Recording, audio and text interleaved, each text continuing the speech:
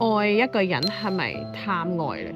嗱，首先我哋要 define 啦，貪愛係一種咩嘢特質啦？貪愛係強烈嘅如我所願，就係一種貪愛啦。我愛一個人，究竟我哋了解嘅愛係屬於貪愛啊，定係無條件嘅愛？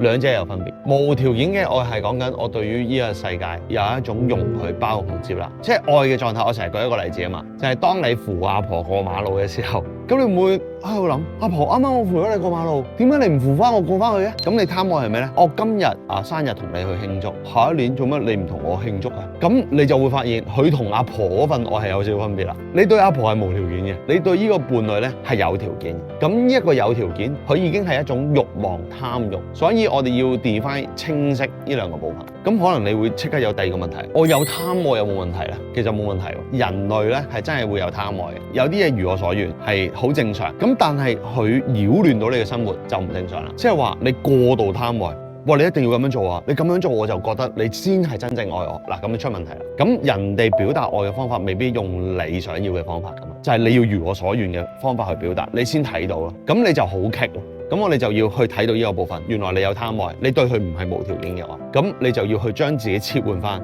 點解有啲人有啲狀態係我明啊，但係真係做唔到嘅？